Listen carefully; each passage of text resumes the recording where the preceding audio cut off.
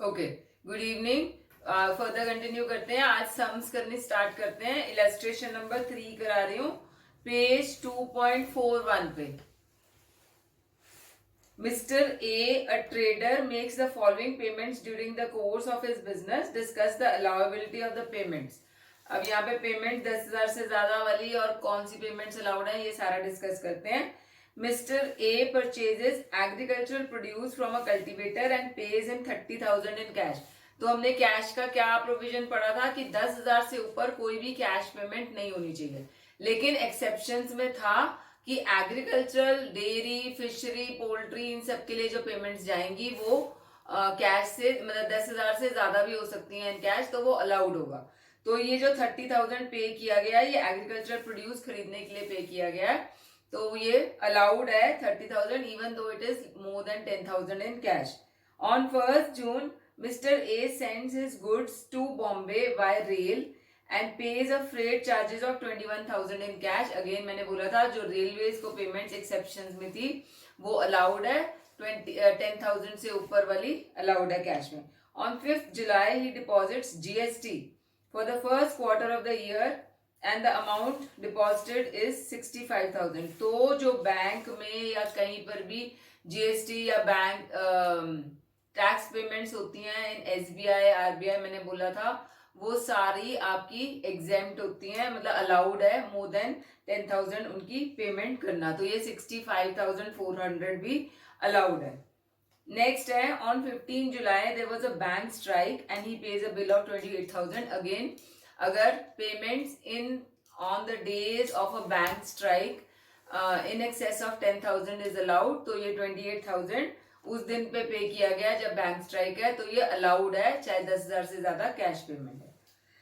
Then there was an outstanding business payment of 50,000 on 14th August he pays as under। Bearer cheque से 25,000, bank draft से 25,000। Bearer cheque जो होता है that is equivalent to cash payment only. Bearer cheque के अंदर आपका नाम नहीं लिखा जाता है, मतलब आपका नाम लिख के आपको दे दिया जाता है, आप बैंक से जाके कैश विड्रॉ कर सकते हो। क्रॉस चेक क्या होता है, उसके चेक के साइड पे हम क्रॉस करके अकाउंट पे ही लिखते हैं। अकाउंट पे ही का मतलब कि उसी पर्सन के अकाउंट में ये पैसे जाएंगे, वो कैश नहीं विड्रॉ कर सकता है इससे। तो ये जो बियरर चेक है 25,000 रुपए वाला, ये इक्वलेंट टू कैश पेमेंट है, ये नहीं अलाउ होगी। एंड 25,000 जो बैंक ड्राफ्ट से दिया गया है वो अलाउड है, क्योंकि वो बैंक टू बैंक ट्रांजैक्शन है, उसमें कैश इन्वॉल्व नहीं है। Next is Mr. X, an employee was on leave for 3 months and his outstanding salary of 60,000 for 3 months was paid in cash। तो ये अलाउड नहीं है 10,000 से ज्यादा कोई भी पेमेंट्स करनी, तो 60,000 डिसअलाउ हो जाएगी जो कैश में पेमेंट गई है। Then mister A owed mister B 80,000 and full outstanding amount was paid on 10th October as follows। अब देखो एक ही दिन में सुबह 10 बजे, दोपहर को 2 बजे, फिर शाम को 4 बजे कैश पेमेंट्स हुई हैं। तो ये ऐसा मतलब there is no provision in the income tax act कि आप जो कैश पेमेंट्स हैं तोड़ तोड़ के एक ही दिन में दोगे तो वो अलाउ नहीं होंगी। ड्यूरिंग 1 डे, पूरा एक दिन में कैश पेमेंट 10,000 से ज्यादा अलाउड नहीं है। तो यहाँ पर जो पेमेंट्स गई हैं 10, 15 और 25, ये एक ही दिन में गई हैं, सारी कैश पेमेंट्स हैं, तो ये तीनों की तीनों डिसअलाउ हो जाएंगी। ये तीनों मिला के 10,000 से ऊपर बनती हैं, तो ये तीनों की तीनों डिसअलाउ हो जाएंगी। जो फोर्थ वाली है 30,000 थ्रू अ क्रॉस्ड चेक, ये अलाउड है। Mr. A purchases goods worth ₹40,000 from a firm owned by his son and the market value of these goods was only 25,000।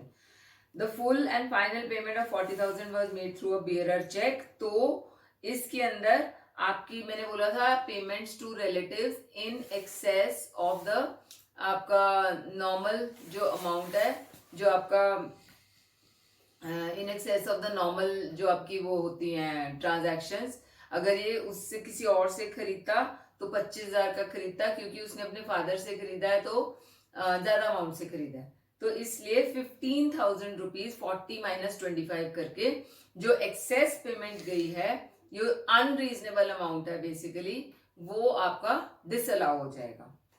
Then next is Mr. A purchased goods worth rupees 11,000 and makes a payment through a cross check, which was dishonored. Finally, the account was settled by making a cash payment of 11,000. तो cash payment 10,000 से ज्यादा की गई हुई है तो ये disallow हो जाएगी. अब इससे नेक्स्ट है यस इलस्ट्रेशन 4 है पेज 2.44 पे. ये सेल टैक्स या जीएसटी वगैरह पेमेंट्स की हैं. State the previous year during which the following expenses are to be debited. अब देखो GST relating to previous year 1920 आपका 20,000 था.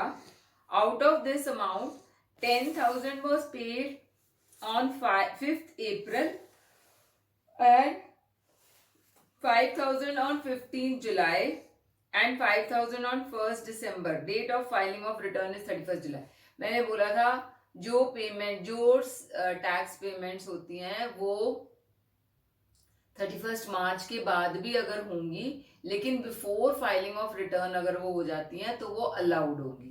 तो इस केस में प्रीवियस ईयर 1920 की कौन कौन सी पेमेंट्स अलाउ होगी. 10,000 रुपये अलाउड होगी क्योंकि वो भी 31 जुलाई से पहले है. सिमिलरली 5,000 भी अलाउ होगी 31 जुलाई से पहले है.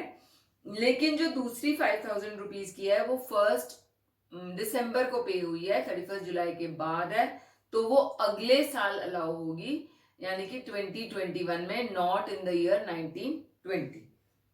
Then next is bonus of 1,40,000 relating to previous year 1920 was payable to the employees in December 2019 but was distributed in instalment. तो 1 दिसंबर को 50,000 गया 1 दिसंबर 2019 ओके एंड 1 जून 2020 को 50,000 गया. बैलेंस ऑफ 40,000 1 नवंबर को. Again date of filing of return 31 जुलाई 2020 है. उससे पहले कौन कौन सी बोनस की पेमेंट्स हुई हैं. एक तो 50,000 की और एक दूसरे वाला 50,000 भी 1 जून वाला. ये दोनों इन द ईयर 1920 ही अलाउ कर दी जाएंगी. जो 40,000 वाली है वो उससे नेक्स्ट ईयर में यानी कि 2021 में अलाउ किया जाएगा. Provident fund deducted by the employer out of employees salary for March 2020 was 29,400. The amounting to this much was paid to commissioner of provident fund by a cheque on 15th April but the cheque was encashed on 2nd May. Due date was 15/4. Okay तो मैंने बताया था check से जो payments होती हैं वो with in 15 days in cash हो जानी चाहिए. अब यहाँ पर 15 दिन जो हैं वो खत्म हो जाएंगे 30th April को. तो इन कैश हो रहा है वो 15 दिन के बाद यानी कि 2nd May को. तो इसीलिए क्योंकि the cheque is not in cash within 15 days तो this amount of 29,400 will be disallowed for the year 1920. अगले साल में ये माना जाएगा. इसी से रिलेटेड क्वेश्चन नंबर 2 है. From the information given below find out how much amount can be debited during the previous year 1920. These expenses relate to the previous year 1920. Okay first is interest to financial corporation 1 lakh rupees 1 जून को दिया है और due date of filing is 31 July. तो ये 1 lakh rupees allowed हो जाएगा क्योंकि वो date of filing of return से पहले का है. देन 1 लाख ऑन 31 मार्च 2021 को दिया है तो ये नहीं अलाउ होगा इस साल में 1920 में नहीं अलाउ होगा उससे नेक्स्ट ईयर में होगा. Then next is employees contribution to provident fund 20,600 है. 13/4 को by a cheque which was encashed on 26/4. तो ये 15 दिन के अंदर अंदर इन कैश हो गया. 13/4 से 15 दिन ऐड करोगे तो 28th April बनता है. With in 15 days in cash हो गया तो ये 20,600 का अलाउड हो जाएगा. ड्यू डेट उससे पहले पहले पे चेक दे दिया है 13/4 को दे दिया है. Next is advance income tax पे हो रहा है 29th जुलाई को 62,000 का और 31 जुलाई इसकी पेमेंट है. एडवांस इनकम टैक्स या पेमेंट ऑफ इनकम टैक्स मैंने पहले भी बताया था कि हम नहीं लेंगे, डिसअलाउड होएगी. क्यों? क्योंकि अभी तो हमने टैक्स कैलकुलेट करना है. All the amounts which are allowed और डिसअलाउड को एड एंड सब्ट्रैक्ट करके तो इसीलिए एडवांस इनकम टैक्स नहीं अलाउ होगा, इसको डिसअलाउ किया जाएगा। जीएसटी पे हो रहा है 1,40,000 का जनवरी 2021 को। ड्यू डेट ऑफ फाइलिंग 31 जुलाई है, तो ये ड्यू डेट के बहुत बाद पे हो रहा है, तो ये इस साल में नहीं अलाउड होगा 1920 में, उससे अगले साल में अलाउ हो जाएगा। देन और क्या है इसके अंदर जो हम डिस्कस कर सकते हैं?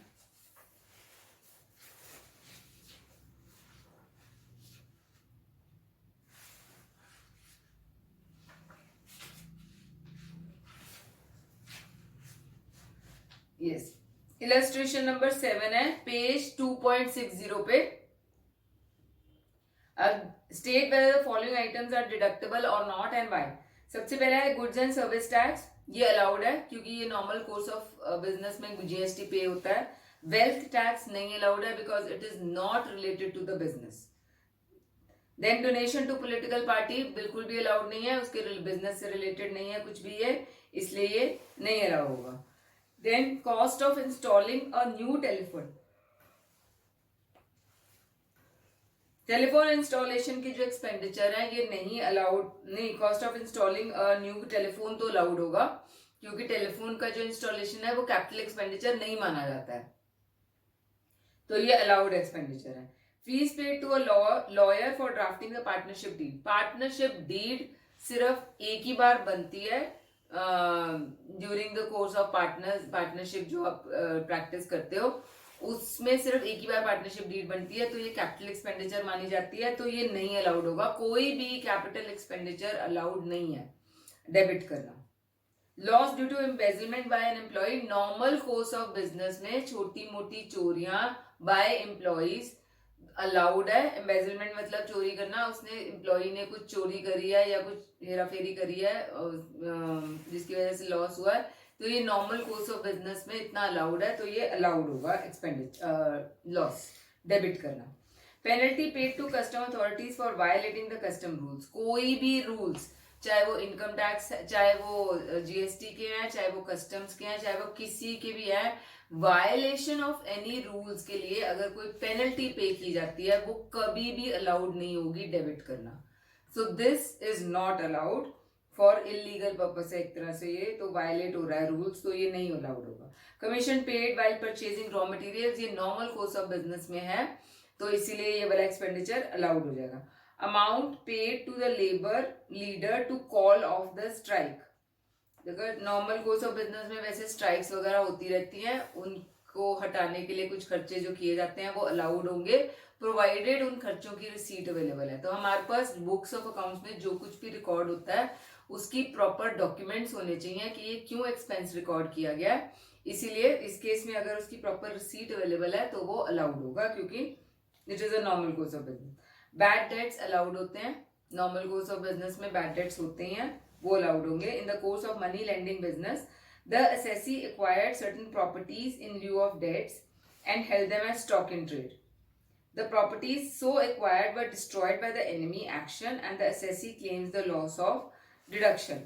अब ये स्टॉक इन ट्रेड की तरह ये हेल्ड की गई थी जो भी प्रॉपर्टीज थी, तो इसीलिए loss of stock in trade है, तो ये नॉर्मल कोर्स ऑफ बिजनेस में है तो अलाउड है ये वाला। Brokerage paid for raising a loan, मैंने बताया था कि for raising of any loan और डिबेंचर्स, जो आप खर्चे करते हो, ब्रोकरेज कमीशन कुछ भी जो पे करते हो वो अलाउड है expenditure. 1,000 were snatched from the cashier while he was going to the bank to deposit the amount, ये भी नॉर्मल कोर्स ऑफ बिजनेस में माना जाता है और ये भी अलाउड एक्सपेंडिचर है। Legal expenses paid to protect the building of the business, building जो है वो बिजनेस की है इसलिए बिजनेस से रिलेटेड काम है, तो इसीलिए ये अलाउड एक्सपेंडिचर है। 5,000 paid as commission to purchase the machinery and 500 were also spent on traveling expenses on the person who went to purchase the machinery. तो ये परचेज ऑफ मशीनरी से रिलेटेड एक्सपेंसेस हैं, तो ये सारे के सारे कैपिटल एक्सपेंडिचर हैं क्योंकि कॉस्ट ऑफ मशीनरी में ये ऐड किए जाएंगे, तो ये सारे का सारा कैपिटल एक्सपेंडिचर है और ये नॉट अलाउड है, कैपिटल एक्सपेंडिचर कोई भी नहीं अलाउड है। Subsidiary received under the export promotion scheme from the government, जो इनकम्स हमने डिस्कस की थी बिल्कुल शुरू के लेक्चर्स में, उसमें कोई भी आपको सब्सिडीज वगैरह या कैश मिलता है फ्रॉम द गवर्नमेंट, तो वो आपके अलाउड होते हैं। तो ये इनकम है और ये अलाउड इनकम है, इसको क्रेडिट कर सकते हैं हम प्रॉफिट एंड लॉस अकाउंट में। नेक्स्ट इलस्ट्रेशन है इलस्ट्रेशन नंबर 8, पेज 2.62 पे। Discuss how the following item are to be dealt with in the income tax assessment of a company. Capital expenditure on scientific research, ये हमने पहले भी discuss किया हुआ है। साइंटिफिक रिसर्च के लिए सारा का सारा कैपिटल एक्सपेंडिचर अलाउड होता है डेबिट करना। ये पूरे का पूरा 4 लाख अलाउड है डेबिट करना प्रॉफिट एंड लॉस अकाउंट में। Expenses by way of brokerage, stamp fees, lawyers fees etcetera amounting to 90,000 for raising a term loan. Again term loan के लिए मैंने बोला था कोई भी खर्चे अलाउड है, तो ये 90,000 रुपीज अलाउड है। Preliminary expenses before the commencement of production 1,60,000। Preliminary expenses की क्या प्रोविजंस थी? 1/5 of the preliminary expenses is allowed, तो इसका 1/5 अलाउड होगा और प्रोवाइडेड वो 5% ऑफ द आपका कॉस्ट होंगी प्रिलिमिनरी एक्सपेंसेस में। ये आपने लिखना है that it is assumed that the preliminary expenses are up to 5% of the cost. Then payment in UK of salaries and interest amounting to 80 and 30,000 respectively without deduction of TDS. मैंने बोला था जो भी इंडिया से बाहर payments जाती हैं उसके ऊपर TDS अगर नहीं डिडक्ट किया गया होगा तो वो पेमेंट्स अलाउड नहीं है और वो मतलब डेबिट नहीं कर सकते उसको प्रॉफिट एंड लॉस अकाउंट में। Expenses incurred in respect of a branch of a business which was discontinued by the assessee during the accounting year. तो discontinued business का कोई भी expense हम डेबिट नहीं कर सकते प्रॉफिट एंड लॉस अकाउंट में, तो ये नहीं अलाउड होगा। Expenses of shifting and industrial undertaking from urban to rural area, ये कैपिटल एक्सपेंडिचर होता है और ये इसको नहीं करेंगे हम, डेबिट नहीं कर सकते प्रॉफिट एंड लॉस अकाउंट में। No capital expenditure is allowed. Income paid on behalf of a non-resident in respect of whose income the assessee was assessed as agent. तो किसी और नॉन रेजिडेंट के बिहाफ पे कोई भी इनकम टैक्स पे नहीं किया जा सकता है, तो ये नॉट अलाउड है। Provision for bad debts, provision for doubtful debts 2,80,000 है। बैड डेट्स अलाउड है लेकिन प्रोविजन फॉर बैड डेट्स नहीं अलाउड है, तो कोई भी टाइप ऑफ प्रोविजन नहीं अलाउड है, तो ये नहीं अलाउड होगा। इससे पहले एक पॉइंट रह गया, expenditure incurred outside India to promote the sales of a company although no sale was made during the accounting year. तो एडवर्टाइजमेंट एक्सपेंडिचर है ये एक तरह से, तो चाहे सेल हो रही है उस एडवर्टाइजमेंट की वजह से चाहे नहीं हो रही है उससे हमारा कोई लेना देना नहीं है, क्योंकि एक्सपेंडिचर ऑन एडवर्टाइजमेंट हुआ है तो ये अलाउड एक्सपेंडिचर है। Payment of 15,000 paid to a lawyer for preparing income tax return, 10,000 and 5,000 for filing a suit against income tax assessment of an earlier year. तो ये अलाउड है सारे के सारे खर्चे क्योंकि ये आपके इनकम टैक्स रिटर्न से रिलेटेड है। नेक्स्ट इलस्ट्रेशन है illustration 9। During 1920 assessee fails to recover debts worth rupees 1,90,000 and after making all the possible effort treats 1,90,000 as bad debts. तो बैड डेट्स को मतलब हमने पूरे एफर्ट्स कर लिए उसको रिकवर करने के लिए, तो इसीलिए इसको बैड डेट्स डिक्लेयर कर दिया गया है, तो ये 1,90,000 अलाउड है डेबिट करना। During the year 1920 assessee is unable to recover debts worth rupees 1,20,000 but treats 80,000 as bad debts. तो इसका मतलब कि उसको लगता है कि बाकी के 40,000 रुपीज वो शायद रिकवर कर पाएगा, इसलिए उसको बैड डेट्स डिक्लेयर नहीं किया है, तो जो 80,000 डिक्लेयर किया है बैड डेट्स के लिए वो ही डेबिट किया जाएगा प्रॉफिट एंड लॉस अकाउंट में। During the previous year 1819 assessee could not recover bad debts of 1,20,000 but the assessing officer allows bad debts of 80,000 only. Okay, तो ये 80,000 1819 में बैड डेट्स डिक्लेयर हो गए और डेबिट हो गए।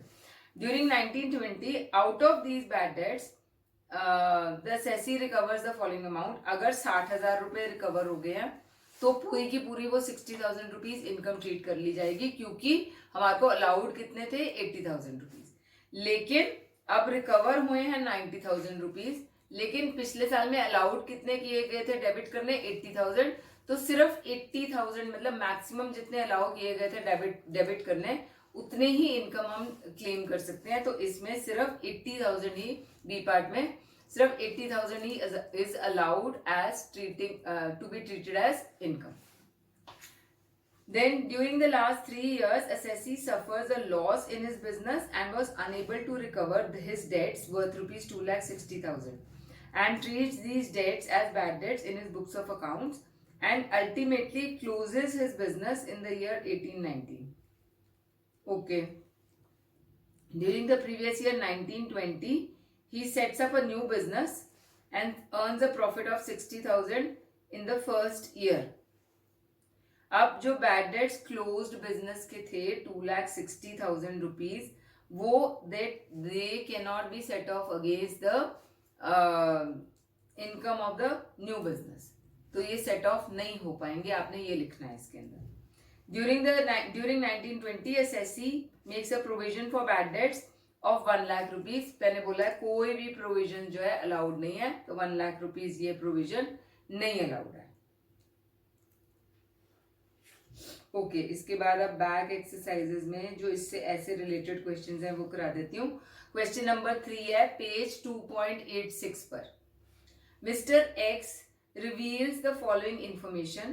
Purchases made during the year include a payment of 2,10,000 made to a relative on 1st November 2019 in the following manner. 1,50,000 were paid by account pay check, 40,000 were paid by bearer check and the balance amount in cash. Assessing officer has allowed 1,40,000 as the reasonable amount to be allowed for this transaction. अच्छा relative को गई है payment, तो assessing officer ने reasonable amount 1,40,000 allow किया हुआ है.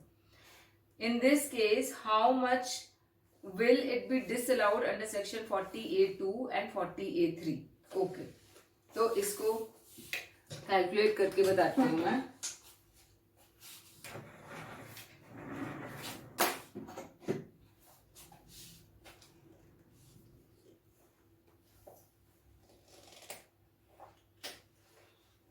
First part में अंडर सेक्शन 40A2 में देखो आपका पेमेंट गई है 2,10,000 की और अलाउड था सिर्फ 1,40,000. तो 40A2 कौन सा होता है, जो पेमेंट्स टू रिलेटिव्स जाती हैं. तो पेमेंट मेड है टू रिलेटिव 2,10,000 की माइनस अलाउड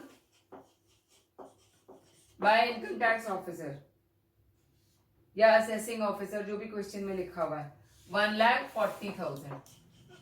तो अमाउंट डिस अलाउड हो गई 70,000 की.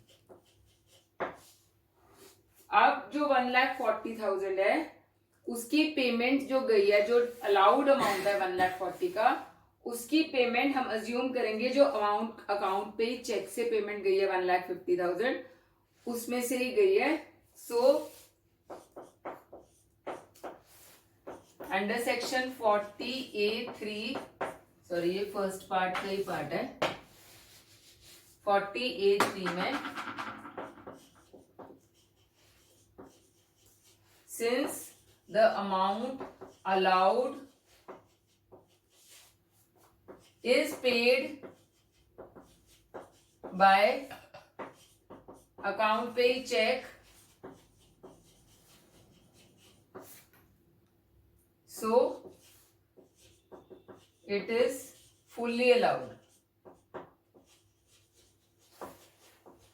बाकी के जो पेमेंट्स गई हैं उनको हम इग्नोर करेंगे क्योंकि अलाउड इज 1,40,000 था, वो सारे का सारा चेक से चला गया.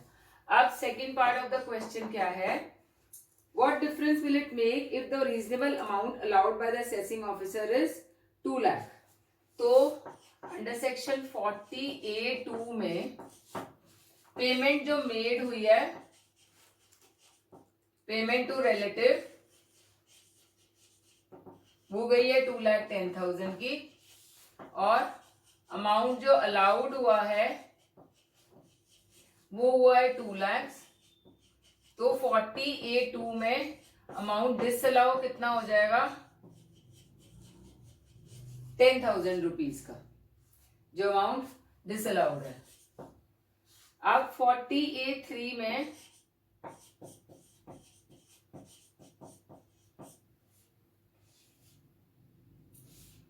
जो अलाउड अमाउंट था 2 लाख का, उसमें से 1,50,000 तो चेक से चला गया, बाकी का बेयरर चेक से गया हुआ है 50,000 रुपीज का, तो वो डिसअलाउड हो जाएगा।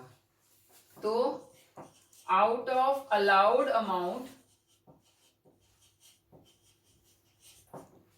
1,50,000 paid by bearer check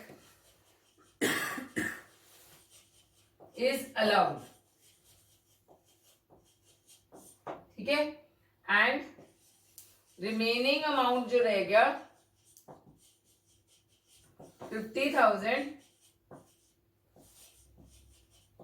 paid by cash और बियरर चेक, ऊपर बियरर चेक नहीं है, अकाउंट पे ही चेक होगा, अकाउंट पे ही चेक, यहां पे bearer cheque is not allowed. तो ये रिमेनिंग अमाउंट जो 50,000 का है ये नॉट अलाउड हो जाएगा, 1,50,000 वाला अलाउ हो जाएगा। नेक्स्ट क्वेश्चन है question number 4, discuss the admissibility of the following items under the profits and gains head. Mr. X has received a notice from GST authorities and he has created a reserve for 6,000 on 31st March 2020. He paid, अब वैसे तो reserve कोई भी allowed नहीं है, किसी भी चीज के लिए प्रोविजंस और रिजर्व्स अलाउड नहीं है, लेकिन इस रिजर्व में से उसने 3,000 रुपीज पे कर दिए 14 जुलाई को, 3,000 पे किए 1 अक्टूबर को, और रिटर्न फाइलिंग की डेट उसकी 31 जुलाई है। तो रिटर्न फाइलिंग से पहले उसने जो 3,000 रुपए 14 जुलाई को पे किए हैं वो अलाउड एक्सपेंडिचर होंगे, डेबिट किए जा सकते हैं प्रॉफिट एंड लॉस अकाउंट में। जो 3,000 1 अक्टूबर को पे किए हैं वो इस साल में नहीं डेबिट होंगे, अगले साल में जाएंगे और अगले साल में अलाउ किए जाएंगे डेबिट करने। Then Mr. R declared a bonus of 1 lakh for the employees, but due to paucity of funds, he could pay 40,000 on 31st March, 30,000 on 30th July and balance on 21st November. Due date again 31st जुलाई है, तो 31st जुलाई से payments कौन कौन सी गई हैं, 40,000 rupees और 30,000 rupees जो 30th जुलाई को गया है। तो ये दोनों पेमेंट्स अलाउ हो जाएंगी इस साल में, अगले साल में बाकी की जो पेमेंट रह गई, कितनी रह गई है 30 की, वो अगले साल में अलाउ की जाएगी। Payment of 42,000 by cheque as employer's contribution to provident fund made on 30th November, due date was 15th December, उससे पहले हुआ है। The check was realized on 31st December, तो ये 15 डेज के बाद चेक रियलाइज हुआ है, 15 डेज हो जाते हैं 30th दिसंबर को ही, तो उसके बाद चेक रियलाइज हुआ है, इसीलिए ये वाली पेमेंट जो है चाहे चेक से हुई है ये अलाउड नहीं की जाएगी। बस एक क्वेश्चन और करा देती हूँ, question number 5, to what extent the following are allowed as deductions in computing the income of business carried on by A. Entertainment expenditure incurred during the previous year 50,000, पूरे का पूरा एंटरटेनमेंट एक्सपेंडिचर अलाउड होता है, ये allow किया जाएगा debit करना। Daily allowance given to mister Mohan an employee is at the rate of 2,000 per day. He was on tour for 5 days and was given 10,000 as daily allowance during the previous year. तो ये काम के सिलसिले में ही गया हुआ है और उसी के लिए उसको पेमेंट किया जा रहा है, तो इसलिए ये अलाउड एक्सपेंडिचर है। 10 items were presented during the previous year 1920 on advertisement, each costing 2,000. Advertisement का सारा एक्सपेंडिचर अलाउड है, तो ये पूरे का पूरा अलाउ हो जाएगा। Income tax deposited in advance during the previous year amounted to 10,000। मैंने बोला है कि इनकम टैक्स का कोई भी amount, advance payment of income tax, provision for income tax, payment of income tax, advance payment of income tax, कुछ भी allowed नहीं है, क्योंकि इनकम टैक्स तो अभी हमने कैलकुलेट करना है सारी प्रोविजंस के हिसाब से। तो आज इतना ही करते हैं और कल से फिर मैं बाकी के जितने फुल फ्लेज क्वेश्चंस हैं आपके वो स्टार्ट करूंगी करवाने and then will move forward. ठीक है, so will continue in the next class.